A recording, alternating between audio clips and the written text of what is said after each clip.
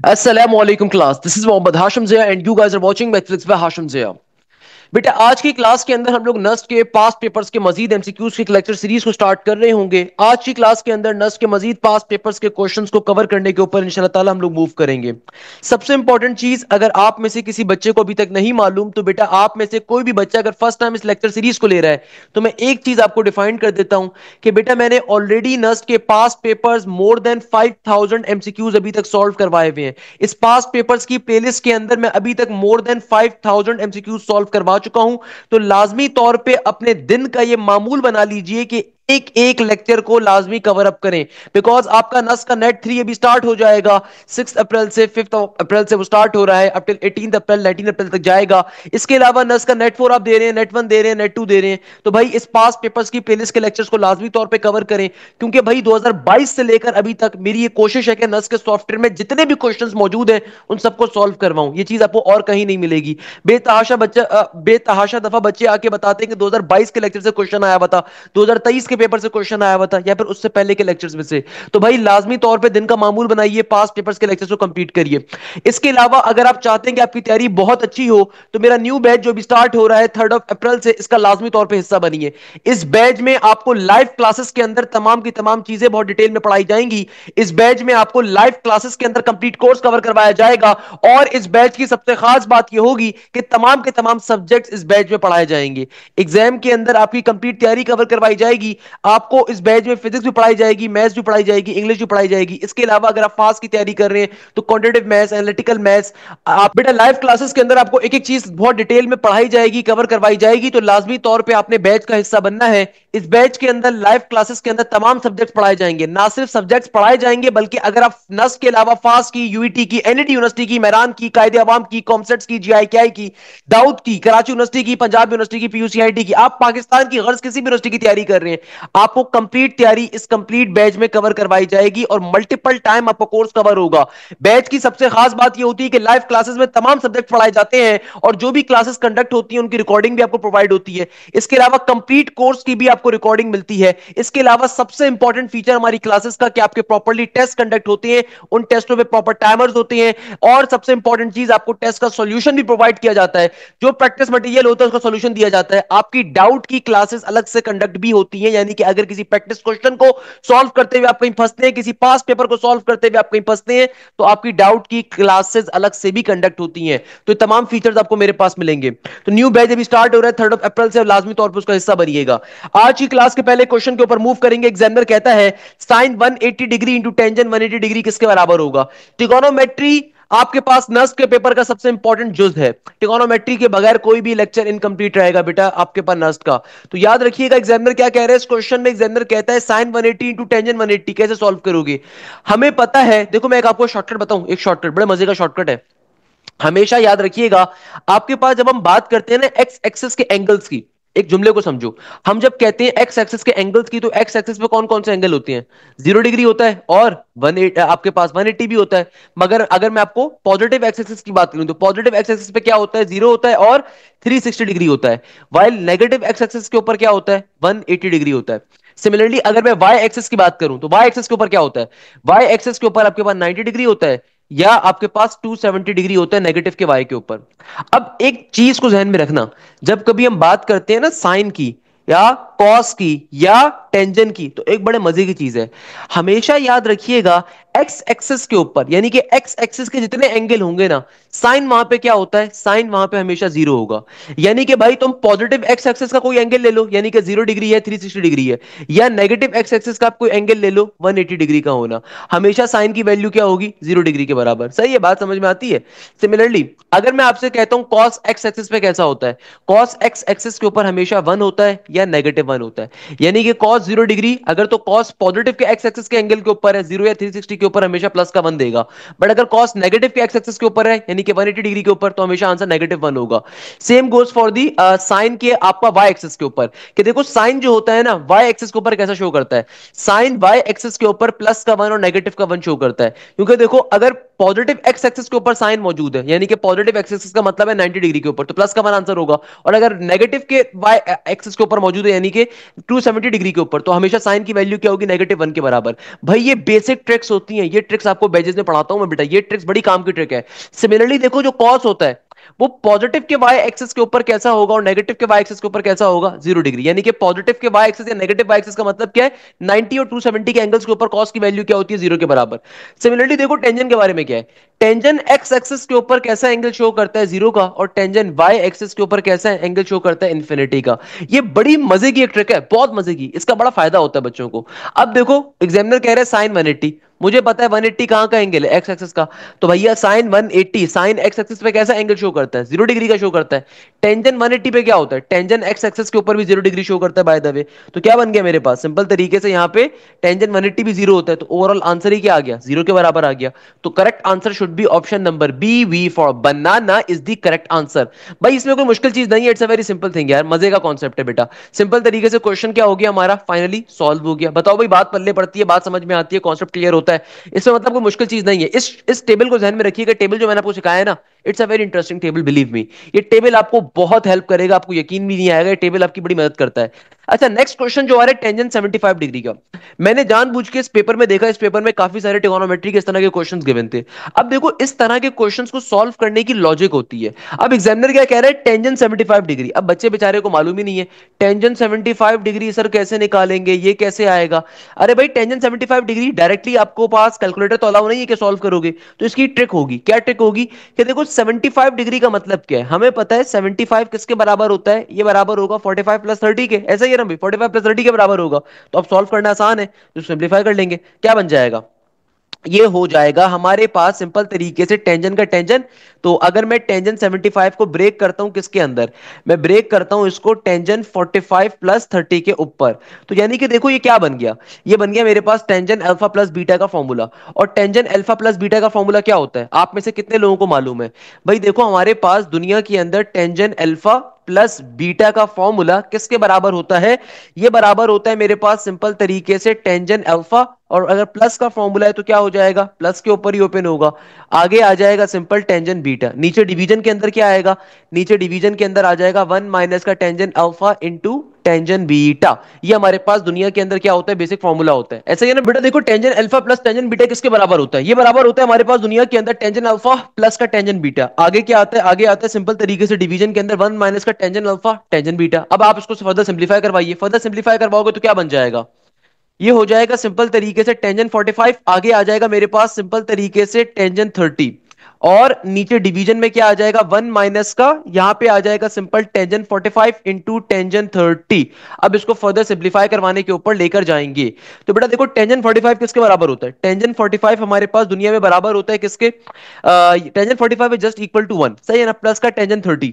Tangent 30 किसके बराबर होता है, टेंजन 30 बराबर होता है 1/√3 के, सही है ना, टेंजन 30 किसके बराबर होता है 1/√3 के। नीचे डिवीजन में 1 माइनस का टेंजन 45 बराबर होता है 1 के, और टेंजन 30 बराबर होता है सिंपल 1/√3 के। इसको फर्दर सिंप्लीफाई करवाने के ऊपर लेकर जाएंगे, टेंजन 45 प्लस का टेंजन 30, तो 1 प्लस का 1/√3, तो यहाँ पे सिंपल एलसीएम ले लेते हैं, ऊपर इस 1 के नीचे कुछ भी नहीं है तो 1 होगा, तो नीचे आ जाएगा सिंपल √3, यहां पर आ जाएगा मेरे पास √3 प्लस का 1, और नीचे होल डिवीजन में क्या आएगा, यहां पर आ जाएगा सिंपल √3 माइनस का 1, और नीचे डिवीजन में क्या आ जाएगा √3, तो √3 से √3 क्या हो जाएगा, कैंसिल आउट, और ये आपके पास क्या आ गया, ये मेरे पास फाइनली आ गया √3 प्लस का 1, और नीचे डिवीजन में क्या आ गया, नीचे डिवीजन में आ गया मेरे पास सिंपल तरीके से √3 माइनस का 1। ओके, यहां तक की बात तो क्लियर हो गई। अब इसको फर्दर कैसे सॉल्व करें भाई, मुझे साफ तौर पर दिख रहा है तमाम के तमाम ऑप्शंस जो आ रहे हैं डेसिमल में आ रहे हैं, यानी कि एग्जामिनर आपसे चालाकी कर रहा है, एग्जामिनर क्या कर रहा है, आपसे चालाकी कर रहा है। अब देखो इसके आंसर को आप इजीली पिक कर सकते हो, कैसे कि देखो हमें ये बात मालूम है कि √2 जो होता है ना, ये बराबर होता है तकरीबन 1.4 के, और √3 जो होता है ना, ये समथिंग अराउंड बराबर होता है 1.7 के। तो यानी कि देखो मेरे पास क्या बन रहा है, √3 प्लस के 1 का मतलब क्या है, √3 का मतलब है 1.7 प्लस का 1, कैलकुलेटर अलाउ नहीं है, बेसिक मैथ्स के ऊपर सब सॉल्व करना है। तो क्या बन गया, √3 + का 1 यानी कि 1.7 + का 1। और नीचे क्या आ जाएगा, नीचे आ जाएगा सिंपल √3 - का 1, दैट शुड बिकम 1.7 - का 1। तो 1.7 + का 1 इट शुड बिकम 2.7, और नीचे 1.7 - का 1 it should become 0.7, it should become 0.7। तो मेरा जो आंसर है ना, देखो किसके बराबर आ रहा है, 2.7 डिवाइडेड बाय 0.7 के। तो यानी कि देखो अगर मैं थोड़ी सी भी माइंड मैथ्स को सॉल्व करूं, तो ऑप्शन नंबर सी तो नहीं हो सकता कभी भी करेक्ट आंसर, ना तो ऑप्शन नंबर डी कभी भी करेक्ट आंसर हो सकता है। या तो ऑप्शन नंबर ए होगा या ऑप्शन नंबर बी होगा। उसके पीछे रीजन क्या है कि देखो ऊपर 2.7 आ रहा है, नीचे 0.7 आ रहा है, तो ऑब्वियसली मेरा ओवरऑल आंसर थोड़ा सा ज्यादा बड़ा होगा। क्योंकि देखो अगर ऊपर वाली वैल्यू बड़ी हो, नीचे वाली वैल्यू क्या हो, डेसिमल के अंदर छोटी हो, तो इसका मतलब आपका आंसर क्या होगा, ओवरऑल बड़ा आएगा। अब कितना बड़ा आएगा, अब इसको अगर चेक करना है तो या तो फिर आप इसको बेसिक वे में चेक करो कि डेसिमल को अगर मैं एक डिजिट आगे भेजूंगा तो अपोजिट साइड के बाद 1 के बाद एक 0 आ जाएगा। सिमिलरली यहां पे भी देखो 0.7 है, तो भाई अगर मैं 7 के एक जीरो को आगे, एक डिजिट को आगे भेजूंगा, 7 के साथ 0.7 आ रहा है ना, अगर मैं एक डिजिट को आगे भेजूंगा, डेसिमल को एक डिजिट आगे भेजूंगा, तो अपोजिट साइड के बाद 1 के बाद एक 0 आ जाएगा। तो 10 से 10 कट गया, 7 के थ्री टेबल में 27 कहां पर आता है, 7 के टेबल में 27 तो नहीं आता, 7 4 द 28 होता है। तो 27 को अगर मैंने अंडर डाला, 7 3 ज़र क्या हो जाएगा, 7 3 ज़र होता है 21 के बराबर, क्रॉस हुआ 6 बचेगा, डेसिमल लगाओगे, डेसिमल लगाओगे तो नीचे क्या आ जाएगा, 0। 7 5 ज़र 35 होता है, 7 6 ज़र 30, 7 6 ज़र मेरे पास 42 होता है, 7 7 ज़र 49 होता है। और हमें बात मालूम है कि 7 8 ज़र 56 होता है, 7 8 ज़र सिंपल तरीके से किसके बराबर होता है, 56 के। तो 3.8 के समथिंग का आंसर आ रहा होगा। तो करेक्ट आंसर क्या होगा, 3.8 के समथिंग का, यानी कि 3.73 will be the correct answer. इस तरीके से क्वेश्चन सॉल्व हुआ। देखो इस क्वेश्चन की लॉजिक क्या थी कि आपके पास सिंपल क्वेश्चन नहीं आ रहा, यहां पे आपको डेसिमल में आंसर गिवन है, यहां पे क्या निकालना है, डेसिमल में आंसर निकालना है। That's the logic here. यहां पे क्या चीज कैलकुलेट करनी है, डेसिमल में आपको आंसर कैलकुलेट करना है। आपको इस क्वेश्चन में क्या चीज सॉल्व करनी है, सिंपल तरीके से डेसिमल के ऊपर आंसर कैलकुलेट करना है। जब डेसिमल के ऊपर आंसर कैलकुलेट करने के ऊपर मूव करोगे तो आप सिंपल तरीके से आपका पर्टिकुलरली आंसर आ जाएगा। ये इस क्वेश्चन की सिंपल सी क्या आ रही है, लॉजिक आ रही है, कोई इसके अंदर मुश्किल बात नहीं है। और कैसे सिंप्लीफाई करना है, देखो कैलकुलेटर के बगैर इजीली चीजों को सॉल्व कर सकते हो, इसमें कोई मुश्किल चीज नहीं है। कैलकुलेटर के बगैर आप इजीली चीजों को सिंप्लीफाई कर सकते हो, सॉल्व कर सकते हो, इसमें कोई भी बड़ी बात नहीं है, कोई मुश्किल चीज नहीं है। यहाँ तो हमारे पास जो नेक्स्ट क्वेश्चन आ रहा है, इस क्वेश्चन में एग्जामिनर आपसे कहता है find the value of tangent 15 degree. यानी कि एग्जामिनर आपसे क्या कह रहा है कि भाई टेंजेंट 15 डिग्री की वैल्यू को कैलकुलेट करके बताइए। अब देखो टेंजेंट 15 डिग्री की वैल्यू कैसे निकालेंगे, अगेन ये भी सेम पैटर्न का क्वेश्चन है। अब देखो नस के एक ही पेपर के अंदर टेंजेंट 75 का क्वेश्चन भी आया हुआ है, टेंजेंट 15 डिग्री का क्वेश्चन भी आया हुआ है। सेम लॉजिक के ऊपर सॉल्व होगा ये क्वेश्चन, भाई इसको अब आपको खुद से सॉल्व करना चाहिए। इसकी लॉजिक भी सेम रहेगी कि टेंजेंट 15 डिग्री का मतलब क्या है, टेंजेंट 15 डिग्री का मतलब है कि अब की बारी में आप क्या करोगे, अब की बारी में आप करोगे 45 माइनस का 30 डिग्री, तभी तो 15 के बराबर बनेगा। अब यहां पे अल्फा माइनस बीटा का फॉर्मूला अप्लाई करूंगा, तो टेंजेंट अल्फा माइनस का बीटा क्या होता है, ये होगा टेंजेंट अल्फा माइनस का tangent beta, tangent alpha minus का tangent beta, tangent alpha minus का टेंजेंट बीटा। और नीचे डिवीजन में क्या होगा, नीचे डिवीजन में होगा 1 प्लस का, नीचे डिवीजन में क्या होगा, नीचे डिवीजन में होगा 1 प्लस का tangent alpha into tangent beta, tangent alpha into tangent beta. Tangent beta का मतलब क्या है, 30 डिग्री का 30 डिग्री। अब आप इसको बैठ के सिंप्लीफाई करवा लो। टेंजेंट 45 का मतलब होता है 1, टेंजेंट 30 का मतलब होता है 1/√3। नीचे डिवीजन के अंदर 1 प्लस का टेंजेंट 45 का मतलब 1 है, टेंजेंट 30 का मतलब क्या है, 1/√3। इसको अब अगर मैं बैठ के सिंप्लीफाई करवाऊं तो बेटा क्या बन जाएगा, बेसिक एलसीएम लोगे तो ये हो जाएगा सिंपल तरीके से √3 माइनस का 1, नीचे डिवीजन में √3, और नीचे होल डिवीजन में क्या आ जाएगा, होल डिवीजन में आ जाएगा √3 प्लस का 1, और नीचे डिवीजन में √3। तो √3 से √3 कैंसिल आउट हो गया, तो यहां पर क्या आ जाएगा, यहां पर आ जाएगा √3 माइनस का 1, और नीचे डिवीजन में आ जाएगा √3 प्लस का 1। तो √3 किसके बराबर होता है, 1.7 के, माइनस का 1, यहाँ पे क्या हो जाएगा √3 प्लस का 1, तो ये हो जाएगा 1.7 प्लस का 1। तो 1.7 माइनस का 1 0.7, 1.7 प्लस का 1 इट शुड बिकम 2.7 के।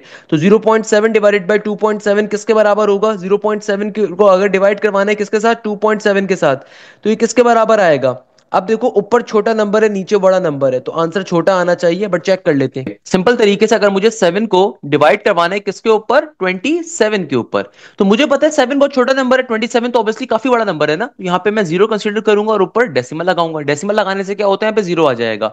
अब देखो हमें ये बात पता है कि 27 का डायरेक्टली टेबल पढ़ना तो बहुत मुश्किल है, तो हम लोग क्या करते हैं, हमें 30 का टेबल करीब तरीन टेबल एक मालूम है। 30 के टेबल के अंदर 60 कहाँ पे आता है, 32 तो 60 होता है। तो अगर मैं 27 को 3 पे पहले चेक कर लूं। 7 3 ज़र इज 21, 1 का 1 यहाँ पे, 2 यहाँ पे, 3 2 ज़र 6 और 2 का इजाफा है तो बड़ा नंबर हो जाएगा, 81 बनता है 9। तो यानी कि मुझे 27 2 पे जाना पड़ेगा। 7 2 ज़र 14 का 4 और 1 कैरी, 2 2 ज़र 4 और 1 5, 54 का 54। यानी कि देखो 27 2 के ऊपर क्या मिल रहा है, 54 मिल रहा है। चेक कर लेते हैं 0.2 के ऊपर डायरेक्टली कोई आंसर एग्जिस्ट कर रहा है। बिल्कुल, देखो एक ही आंसर 0.2 पे एग्जिस्ट कर रहा है, मुझे फर्दर सॉल्व करने की नीड ही नहीं है। करेक्ट आंसर क्या होगा, option number A for Apple is the correct answer. नहीं तो अगर फर्दर सॉल्व करना चाहता हूं मैं फर्दर भी सिखा सकता हूं। कैसे भाई, देखो यहां से 6 बचा, एक कैरी लिया, 10 10 में से 4 गए तो ऑब्वियसली 6 बचेगा। फिर 6 में से 5 गए तो आपके पास 16 आ गया। अगेन 16 जो है 27 से छोटा नंबर है। चूंकि आपने ऊपर ऑलरेडी एक दफा डेसिमल लगाया हुआ है तो आपको दोबारा डेसिमल लगाने की जरूरत नहीं होती। मैथ्स का बेसिक रूल होता है, अगेन जीरो लगा दोगे। अब 27 और 160 आ गया।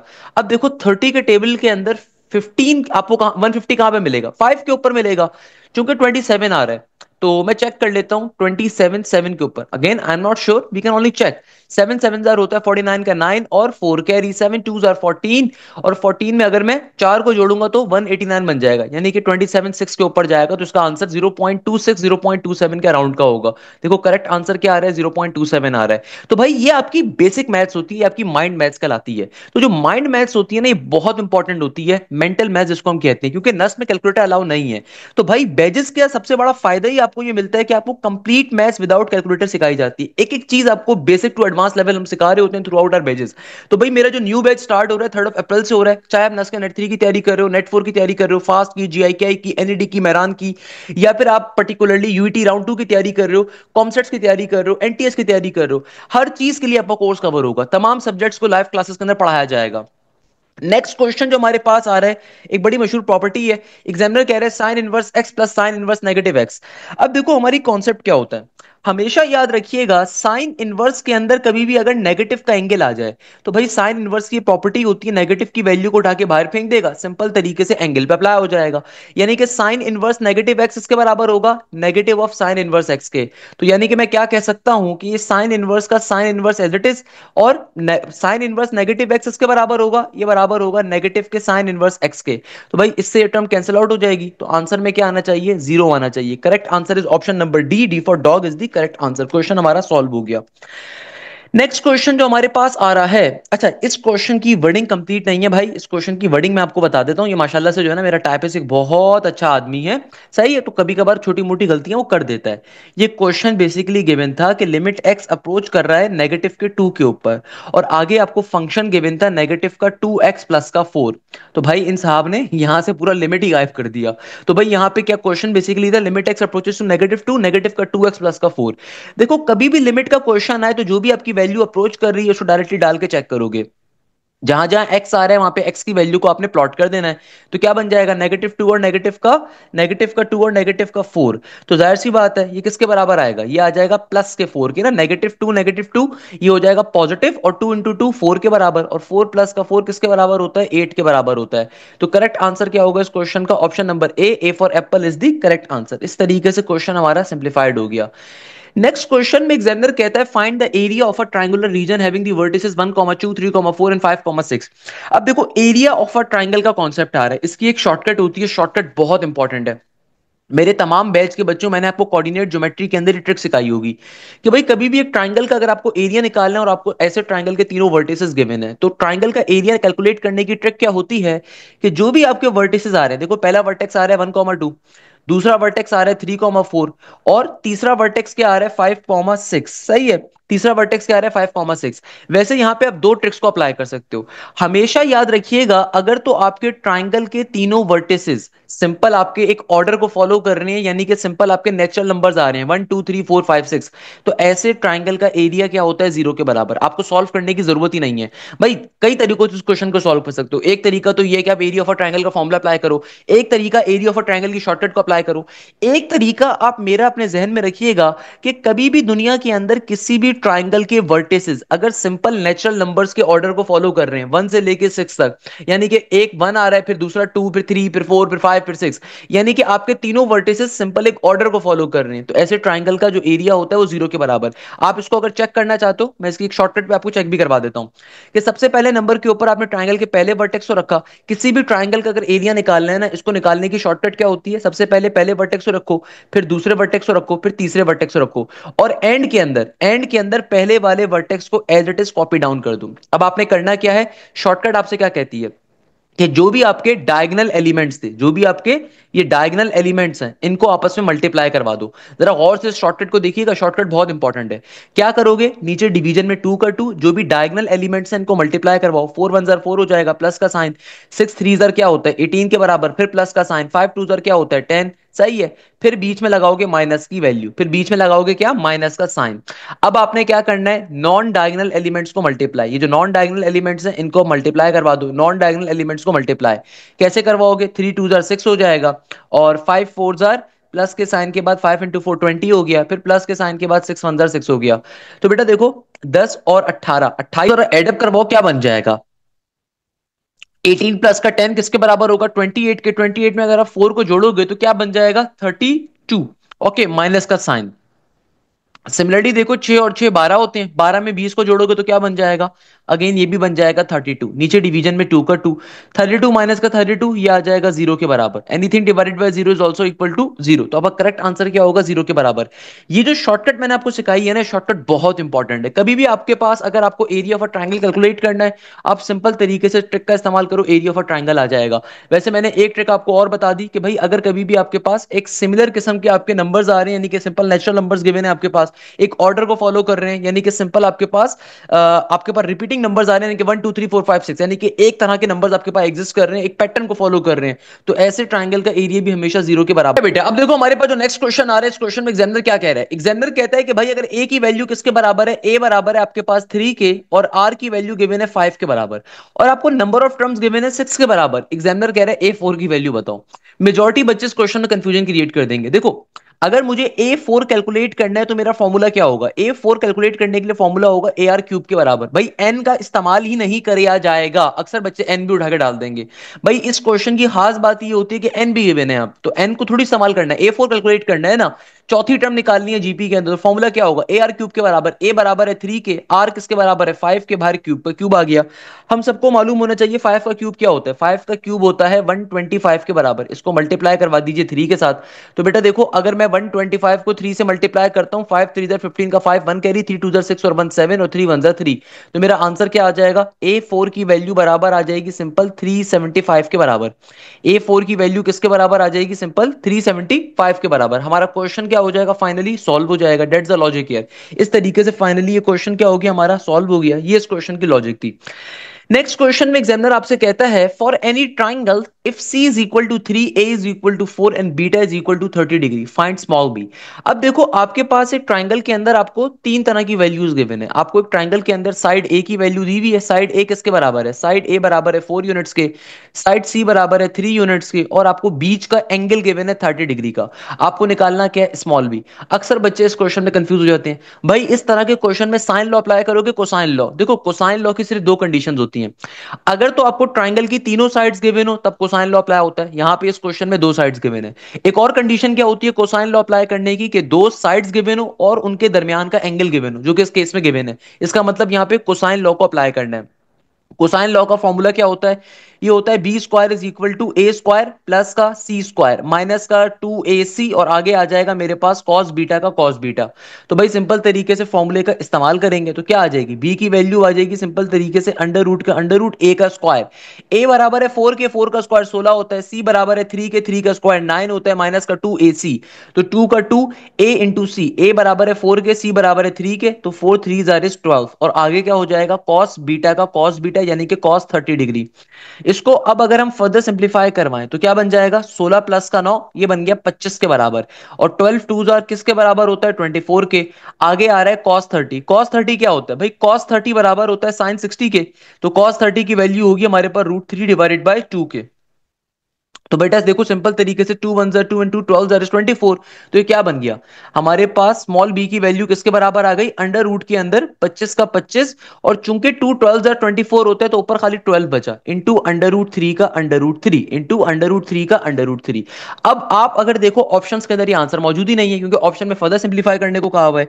तो भाई बाय द वे एक तरीका आसान तरीका तो ये है कि खाली एक ही ऑप्शन ऐसा है जो कि डेसिमल में गिवन है वही करेक्ट आंसर होगा।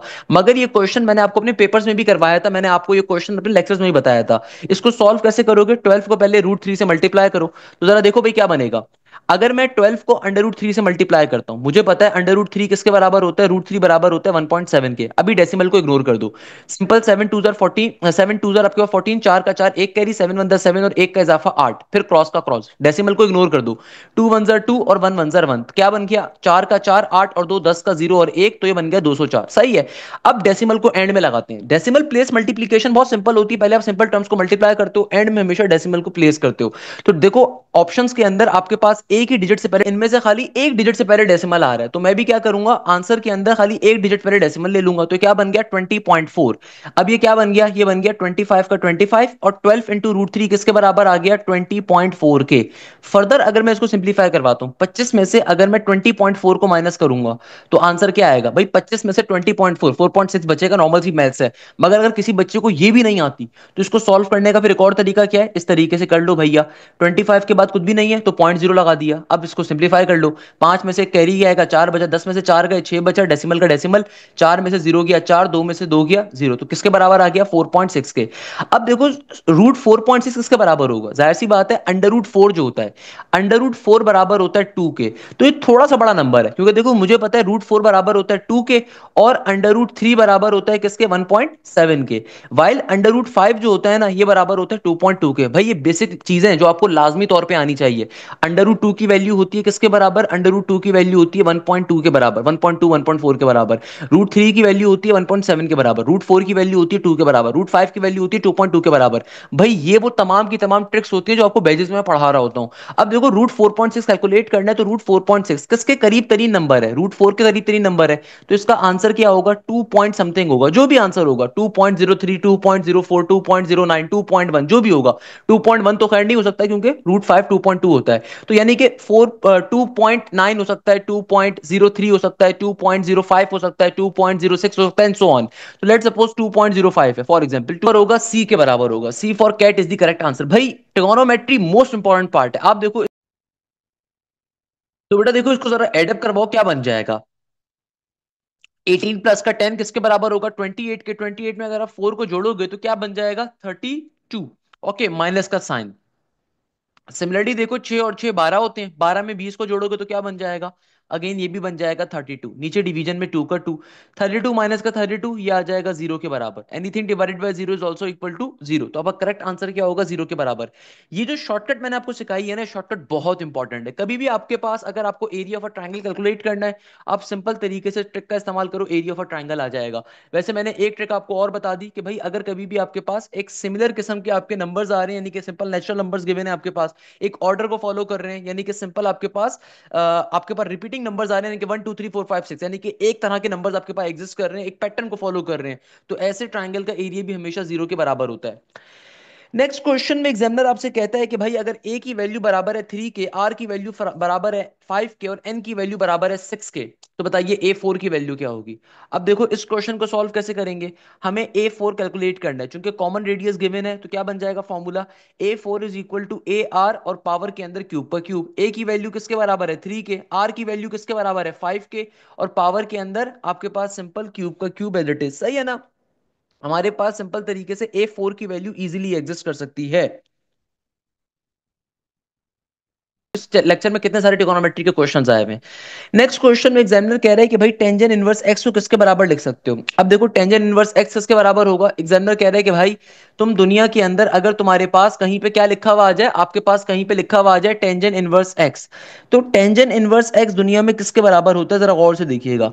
टेंजेंट इनवर्स एक्स किसके बराबर होगा भाई। अब लॉजिकली अगर आप सोचो तो भाई मुझे ये बात मालूम है कि दुनिया में जो टेंजेंट थीटा होता है इसका रेसिप्रोकल क्या होता है 1 डिवाइडेड बाय कॉट के बराबर। तो टेंजेंट इनवर्स एक्स का भी रेसिप्रोकल क्या होगा, ये आएगा 1 divided by cot inverse x के बराबर। तो correct answer should be option number D. D for dog is the correct answer, क्योंकि देखो आपको ऑप्शन में कॉट इनवर्स गिवन है, टेंजेंट इनवर्स किसके बराबर होगा, 1 बाय कॉट इनवर्स एक्स के। क्वेश्चन हमारा सॉल्व हो गया। नेक्स्ट क्वेश्चन कोऑर्डिनेट ज्योमेट्री से आ रहा है। कोऑर्डिनेट ज्योमेट्री अगेन ट्रिगोनोमेट्री के बाद सबसे इंपॉर्टेंट टॉपिक है। ट्रिगोनोमेट्री हो गया, कोऑर्डिनेट ज्योमेट्री हो गया, डेरिवेटिव इंटीग्रेशन हो गया। ये मोस्ट इंपॉर्टेंट टॉपिक है नस्ट के लिए, कुछ करो ना करो इनको लाजमी कवर अप करके जाओ। कॉनिक सेक्शन हो गया, ट्रिगोनोमेट्री हो गया, कोऑर्डिनेट ज्योमेट्री हो गया, कैलकुलस हो गया। इन टॉपिक से आपका 60 to 70% पेपर आपका नस्ट के अंदर हमेशा आता है। नेक्स्ट क्वेश्चन में देखो एग्जामिनर कह रहा है reduce the following equation in the slope intercept form. ये एग्जामिनर बड़ी मजे की बात कर रहा है। अब देखो मेरे पास एक इक्वेशन गिवन है, एग्जामिनर कह रहा है कि भाई इस इक्वेशन को 3x प्लस का 2y माइनस का 8, एक जो नॉर्मल इक्वेशन आ रही है ना, इस इक्वेशन को स्लोप इंटरसेप्ट फॉर्म में कन्वर्ट करो। अब हमें पता है कि स्लोप इंटरसेप्ट फॉर्म क्या होती है, ये होती है y is equal to mx plus c वाली फॉर्म, सही है। तो अब देखो सबसे पहले तो माइनस के 8 को मैं दूसरी तरफ भेजता हूं, माइनस का 8 जब दूसरी तरफ जाएगा प्लस का 8 बन जाएगा, प्लस का 3x जब यहां पर जाएगा तो माइनस का 3x बन जाएगा। क्लियर है। अब देखो 2 जो है यहां पे मल्टीप्लाई हो रहा है, वहां पे जाके कंप्लीट टर्म से डिवाइड हो जाएगा। तो ये जो 2 है होगा, ये 2 इस x के नीचे भी जाएगा, और सिमिलरली ये जो 2 होगा ये इसके नीचे भी जाएगा। तो क्या बन जाएगा, ये हो जाएगा y is equal to negative का 3 डिवाइडेड बाई 2 इंटू एक्स, और प्लस का 8 divided by 2 is basically equal to 4। तो यानी कि करेक्ट आंसर क्या होगा, y is equal to negative का 3 डिवाइडेड बाई 2 एक्स प्लस का 4। ये जो इक्वेशन आपने क्रिएट करी है ना, ये इक्वेशन हमारे पास दुनिया में क्या कहलाती है, स्लोप इंटरसेप्ट फॉर्म की इक्वेशन। तो correct answer is option number B for banana is the correct answer. इसी के साथ हमारे आज के टॉप 10 एमसीक्यूज भी अपने मंतकी अंजाम पे पहुंचते हैं। देखो एक चीज ध्यान में रखिएगा, मैंने इस पर्टिकुलर प्लेलिस्ट के अंदर नस्ट के जितने पास पेपर्स अवेलेबल हैं आज तक के सारे सॉल्व करवा रहा हूं। मेरी कोशिश होती है जैसे जैसे नस्ट का एग्जाम हो, नस का नेट 1 हो, नेट 2 हो, नेट 3 हो, एक तो मैं लेक्चर सीरीज साथ साथ डाल रहा होता हूं। मेरी कोशिश होती है साथ साथ लेक्चर सीरीज को डालूं, यानी कि जैसे बच्चों ने जाके पेपर दिया नेट 1 का, नेट 2 का, नेट 3 का, एक तो मैं काम ये करता हूं कि साथ साथ जाके उस चीज को कवर अप करवाता हूं। दूसरे नंबर के ऊपर जितने पास पेपर्स अभी तक नस्ट के अवेलेबल हैं वो सारे अलग से बैठ के बाकी टाइम्स के अंदर सॉल्व करवा रहा होता हूं। तो भाई इस लेक्चर सीरीज को लाजमी कवर करो, दिन का मामूल बना लो एक एक लेक्चर को उठा के कवर अप करने के ऊपर। सिर्फ पास पेपर्स कवर नहीं करने, तैयारी आपने अपनी पूरी करनी है, तैयारी अपनी 100% करनी है। Past papers cherry on the top होते हैं, बड़ी मशहूर कहावत है ना चेरी ऑन द टॉप की, तो past papers are always the cherry on the top. Second number के ऊपर आपने ये कोशिश करनी है कि बेटा लाजमी तौर के ऊपर आप बैच का हिस्सा बनिए। देखो बैच ज्वाइन करने का और यूट्यूब से पढ़ने का दो फायदे होते हैं। अगर आप बैच को ज्वाइन करते हो तो भाई बैच के अंदर आपको एक तो प्रॉपर गाइडेंस मिलती है जो आपको यूट्यूब पे अवेलेबल नहीं होती। यूट्यूब पे आपको एक सब्जेक्ट की प्रॉपर क्लासेस मिल जाएंगी, दो की मिल जाएंगी, हो सकता है कहीं पे तीन की मिल जाए। भाई बैच के अंदर फायदा ये होता है कि लाइव क्लासेस में तमाम सब्जेक्ट्स आपको कवर करवाए जाते हैं। अगर आप नस के टेस्ट की तैयारी करो तो नस में तो खाली मैथ्स आएगी, फिजिक्स आएगी और इंग्लिश आएगी। बट कोई बच्चा फास्ट की तैयारी कर रहा है, वहां पे तो क्वांटिटेटिव मैथ्स आती है, बेसिक मैथ्स भी आती है, वहां पे आईक्यू का पोर्शन भी आता है। कोई बच्चा एनटीएस की तैयारी कर रहा है, वहां पे तो आपके पास एनालिटिकल रीजनिंग भी आती है। कोई बच्चा एनईडी की, मेरान की, यूईटी की तैयारी कर रहा है, वहां पे केमिस्ट्री या कंप्यूटर का पोर्शन भी आएगा। तो भाई बैच के अंदर आपको तमाम सब्जेक्ट्स पाकिस्तान की जो टॉप की एप्टीट्यूड की फैकल्टी है वो मेरे प्लेटफॉर्म के ऊपर होती है, वो आपको पढ़ाती है। याद रखिएगा पाकिस्तान की जो मोस्ट एक्सपीरियंस फैकल्टी है वो आपको एक एक चीज पढ़ाती है। जब यही फैकल्टी अपने प्राइवेट इंस्टीट्यूट्स के अंदर या किसी कोचिंग में जाके पढ़ाती है तो वहां पे एप्टीट्यूड की फीस होती है 60,000 रुपए, 50,000 रुपए, 55,000 रुपए। और वहां पे हर यूनिवर्सिटी को फिर अलग तैयारी करवाई जाती है, हर यूनिवर्सिटी की तैयारी करवाने की अलग फीस होती है। ऑन दी अदर हैंड मैं जो अपने बच्चों को ऑफर करता हूं, मैं अपने बच्चों को ये ऑफर करता हूं कि आप पाकिस्तान की किसी भी इंजीनियरिंग सेक्टर यूनिवर्सिटी में अप्लाई कर रहे हो, किसी भी बिजनेस सेक्टर यूनिवर्सिटी में अप्लाई कर रहे हो, चाहे आप नस बिजनेस स्कूल में अप्लाई करो, चाहे आप आईबी में अप्लाई करो, चाहे आप लाहौर स्कूल ऑफ इकोनॉमिक्स में अप्लाई कर रहे हो, चाहे आप केएसबीएल में अप्लाई करो, सीबीएम में अप्लाई करो, बहरिया में अप्लाई कर रहे हो, या फिर आप जेबिस में अप्लाई कर रहे हो, आप किसी भी यूनिवर्सिटी की तैयारी कर रहे हो, इस बैच के अंदर हम आपको हर चीज कवर अप करवाएंगे। आप जब हमारे पास रजिस्ट्रेशन करवाते हो तो आप सेलेक्ट करते हो आप किन यूनिवर्सिटीज को टारगेट कर रहे हो, आपको उन यूनिवर्सिटीज का टाइम टेबल प्रोवाइड किया जाता है, आपको हर चीज पढ़ाई जाएगी। सिमिलरली हम एमडी कैट के जो हमारे बैचेस होते हैं वहां पे बच्चे को हर किस्म के एमडी कैट की यूनिवर्सिटी की मेडिकल कॉलेजेस की तैयारी करवाई जाती है। तो लाइव क्लासेस में आपका कंप्लीट कोर्स कवर होगा। देखो सबसे बड़ा फायदा क्या है, लाइव क्लासेस के अंदर आपका कंप्लीट कोर्स कवर होगा। और वो जो बच्चे पूछते हैं ना सर यूट्यूब के कोर्स में इसमें फर्क क्या है, भाई यूट्यूब का कोर्स तो 2 साल पुराना भी होगा, 3 साल पुराना भी होगा।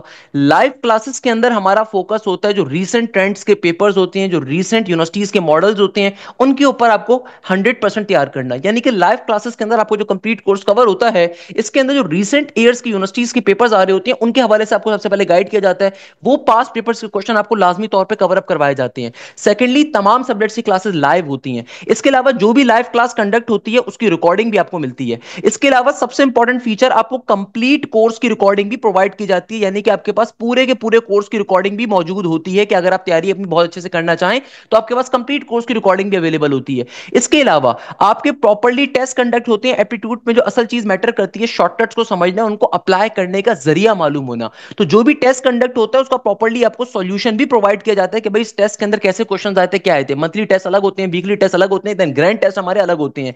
देन सबसे इंपॉर्टेंट फीचर जो हमारे बैचेस के अंदर आपको मिलता है कि भाई तमाम प्रैक्टिस मटेरियल हम लोग प्रोवाइड करते हैं। आपकी अलग से डाउट क्लासेस होती हैं, ये एक और हमारा सबसे बेहतरीन फीचर है। यानी कि देखो लाइव क्लासेस के अंदर टॉप की फैकल्टी आपका हर चीज कवर करवाएगी, वो एक अलग चीज है। मगर डाउट क्लासेस भी हमारी लाइव होती है, यानी कि भाई लेट सपोज किसी पास पेपर को आप सॉल्व कर रहे थे, किसी प्रैक्टिस मटेरियल को आप सॉल्व कर रहे थे, कहीं पे फंस गए, तो डाउट क्लासेस के अंदर आप उसको पूछो। आप अपने 24 आवर 7 के अंदर आपके जो व्हाट्सएप ग्रुप्स होंगे डाउट के, उनमें आप अपने क्वेश्चंस को पूछो। लाइव क्लासेस जो डाउट किए उनमें आप अपने क्वेश्चंस को पूछो। Each and everything will be covered there, each and everything will be covered there. आपको हर चीज वहां पे पढ़ाई जाएगी, समझाई जाएगी, बताई जाएगी। एक एक चीज बेसिक टू एडवांस लेवल के ऊपर आपको कवर करवाई जाएगी। तो ये चीज हमारी सबसे इंपॉर्टेंट होती है, सबसे खास होती है। तमाम प्रैक्टिस मटेरियल हम लोग आपको प्रोवाइड करते हैं।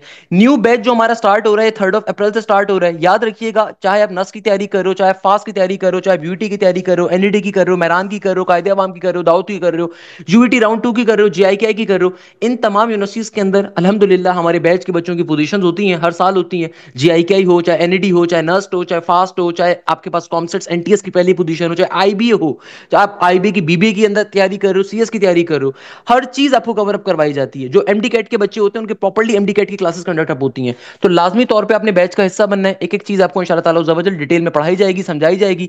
इस बैच को लेने के बाद आप हर यूनिवर्सिटी का टेस्ट इजीली एस कर सकते हो। That's my promise, that's my guarantee इंशाल्लाह ताला ज़वजल। यहीं पे इस क्लास को एंड करेंगे उस उम्मीद के साथ कि आप जहां जैसे खैरियत होंगे। मुझे बहुत सारी दुआओं में याद रखिएगा। जज़ाकल्लाह, thank you so much. Hashim Zia signing.